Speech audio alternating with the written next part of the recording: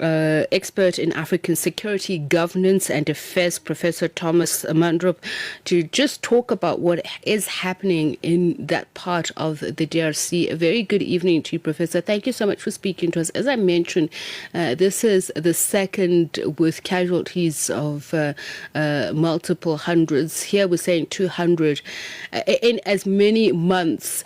What is the exact cause, do we know, of these landslides? Good evening, Mr. Bijou, and good evening to the viewers, and thank you for having me.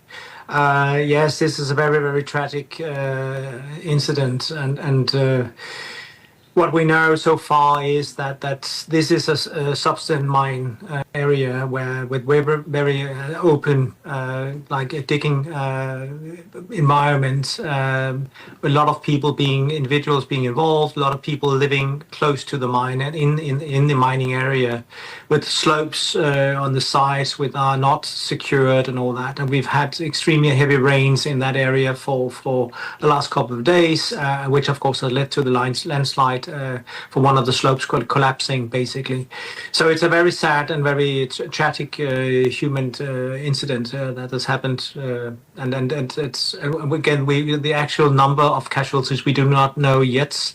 The Congolese government is saying 200. A lot of locals are confirming that. The M23 is saying that it's less so, but it doesn't change the fact that we've seen a huge number of casualties, and especially also children in that sense. And I want to talk about that M23's control of Rubaya. How much does it complicate the international humanitarian response? Because we understand some people are pointing to the insecurity being a problem, to people occupying that end of Rubaya by the mines, especially given the fact that the insecurity has caused, flights from people's homes, but also legitimacy, I suppose, in terms of aid organizations' access and the government's control to be able to control the infrastructure as well.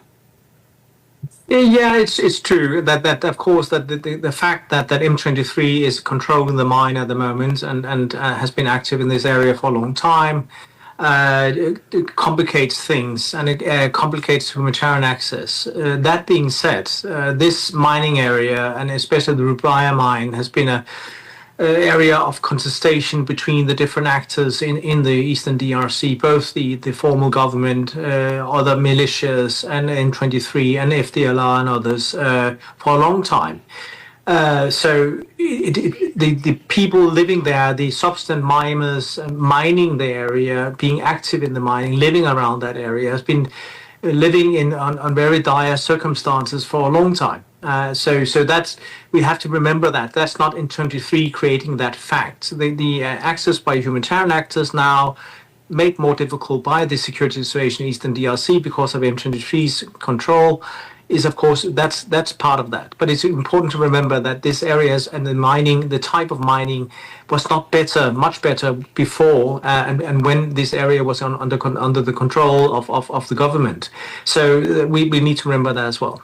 Okay, so then let's focus on that. You say it is a contested area, but it is a major source of coltan revenue for M23. So how does that also impact on creating human occupiable spaces? Because these are people who are constantly on the run. There is a great deal of instability. As I said, a lot of it is seen as illegal because of the gun running, etc. So the mining infrastructure, how can it be that it is habitable for people who actually are themselves on the run? And I'm including the civilian population. Yeah, but you can argue that it's a mode of survival for a lot of people. All over Eastern Congo, you have substance mining being the most common way of mining, and again, and the rebel groups and the government, for that matter, the government army has for a long time, have personal incomes by taxing people transporting goods in and out of these mines. Rubaya being the crown jewel of that. As you mentioned, it produces coltan. Coltan is the metal you use to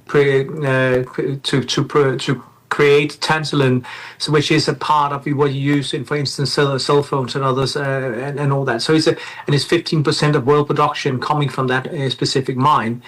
So that's, of course, a significant income, and especially when you talk about modern technology, green transition, these kind of things, these kind of precious metals like coltan and others are extremely important for that. So the people controlling that mine, whether it's the formal government or the government representative of the government in forms of business people or the army's elements of the army, or it's M23 or other rebels, all that, they have a strategic interest in, of course, controlling that because they earn a lot of money from that, especially from taxation.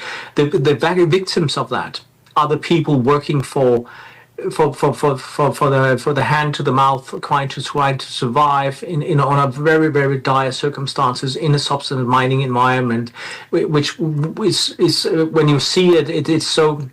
You need to experience it to try to understand and try to comprehend the conditions that people live under to try to survive in these kind of environments. But it's the way of survival for many of them. And again, what makes this extremely sad, of course, is also the children. Apparently, we talk about 70 children being as part of these of the casualties being in this very specific incident. Actually, Professor Mandrup, the reason I do write that is because I've experienced it firsthand. I've covered Goma and been physically there to see what a almost nomadic lifestyle it is. People don't know from one day to the next, not only where they're going to eat, but where they're going to sleep, and it's in the forest most of the time. So you've previously analyzed SADC and SAM Draco, SAM DRC, whichever way you call it, their capabilities. So the scale of this human disaster, does it provide a strategic opening or an impossible burden, especially for these regional forces to intervene? I think it, first of all, one could say that SADC is in a state right now, and the SAM DRC, which was the SADC force that was deployed to try to fight M23 predominantly or reduce its capacity and other rebel forces, but predominantly M23, and it failed significantly. And it was a strategic disaster to deploy it in the first place, especially because we deployed it, and then I'm saying we talk about South Africa and their SADC, without the necessary means to actually be effective on the ground. So is it realistic that they can go back? No, it's not. There's no appetite right now in the system to do that. The most realistic force we have still a UN presence there. We have around 12,000 UN troops in that area, in Eastern Congo. They can do a difference, and they can maybe provide, if the M23 allows it, for humanitarian access and try to help the people being affected by this. They can try, international community and through humanitarian agencies can maybe try to assist the people being injured and being delivered to the hospitals in Goma and others. That is what, but for SADC and others, that is a closed window for now. SADC had its chance, and SADC failed, and South Africa failed. And just the example we saw with the South Africa announcing that it's leaving the MONUSCO, the UN mission in the area, is just an illustration of that the South African presence in Congo as part of the peace solution with military means is for now is on a pause, and it's not realistic for this for the moment. Are there any geological and military consequences of this recurring instability, given the fact that Rubaya accounts for a significant portion of the global coltan production? I think one of the biggest problems, and then that's been a discussion. I know I've worked in the Congo since I was there the first time in 2004. I've been there more than 10 times and always been out in these areas. I've been on patrol on many occasions and all that. One of the biggest problems with mining issues like Rubaya and others is that if you want commercial industrial mining companies to be active in this area, they need to, because it's substance mining, because the existing mining, you had Geka Mines, which was a national conglomerate, they did the cobalt kind of productions and all that, that collapsed. So if you want to do formal formal kind of mining in this area, you need to invest a lot of money in trying to formalize and make like an industrial scale of production of mining in that area. To do that and getting private companies to do that, you need security. So you need to, so it's a catch-22 in that sense, that you need investments, you need to formal mining to earn more money, to secure development for the state, but to get companies to invest 2, 3, 4, 5 billion dollars in mining areas and all that, they need to have security for their investment, and then you need the conflict to stop.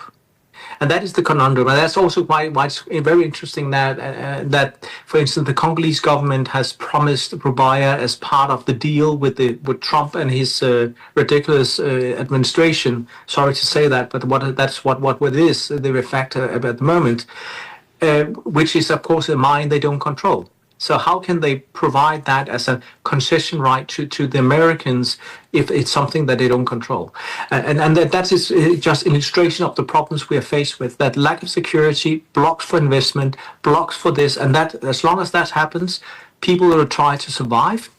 If you'd have to do a comparison, you can actually say that this with the summers in South Africa, that you have thousands of people living in mines for months at a time, earning a small buck to try to get the small pieces of gold in closed mines that have been given up by companies and all that, because that is the way they survive. So this is a vicious circle, and we need to break that. And to do that, you need security, and you need a peace deal to happen.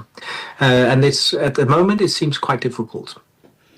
Thank you so much. In fact, that was the next question I was going to ask you, that if it can be, posed as a viable partner in the mineral cooperation framework with the United States. But I guess we'll watch and see what happens over the next few weeks and months, and we'll continue being in conversation with you. We really thank you for your time and your insights. That is Professor Thomas Mandrup, who is an expert in African security, governance and defense.